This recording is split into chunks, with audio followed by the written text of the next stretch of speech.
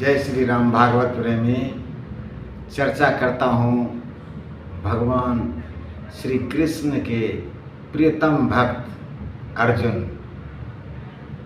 यह नाम कितना अजीब सा लगता है, लेकिन यह अर्जुन स्वयं नारायण को अपना सारथी बना लिया। किसी ने भगवान कृष्ण से पूछा कि आखिर अर्जुन में ऐसा क्या विशेषता है जो है केशव आप इनका सारथी बने हुए हो, आप इनके पीछे पीछे दौड़ रहे हो। भगवान कृष्ण ने कहा कि जब अर्जुन सोया रहेगा तब जाकर देखना उसके कक्ष में अर्जुन क्या करता है। अर्जुन सोया हुआ था। जिसने पूछा था भगवान कृष्ण से कि आखिर अर्जुन में क्या विशेषता है कि आप अर्जुन के पीछे पीछे भाग रहे हो भगवान। जब उसने गया अर्जुन के कक्ष में, अर्जुन निद्रा अवस्था में था, गहरी निद्रा अवस्था में सोया हुआ, और उनका एक एक रोआ कृष्ण कृष्ण का जाप करता था।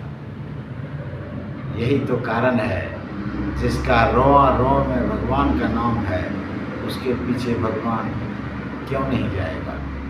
अब अर्जुन के बचाने के लिए भगवान कितना लीला किया।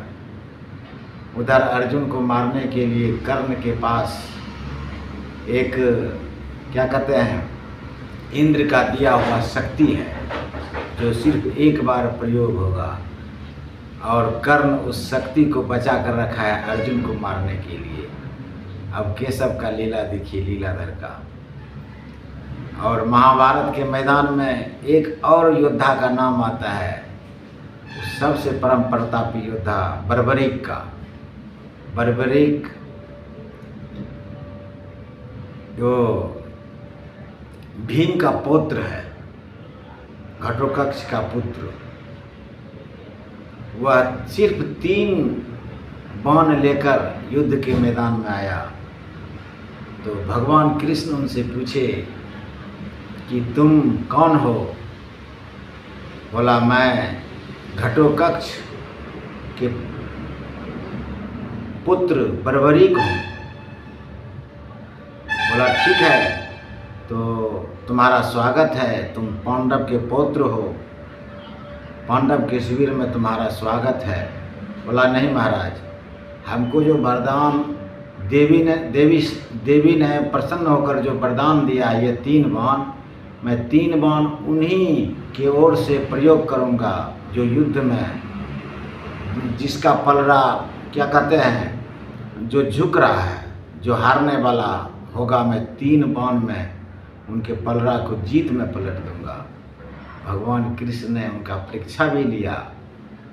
कहते हैं पीपल के एक पत्ते को पैर के नीचे दबाकर परीक्षा जब लिया तो उन्होंने एक बाण चलाया तो जिसका जिसका लक्ष्य किया सब पर चिन्ह बन गया।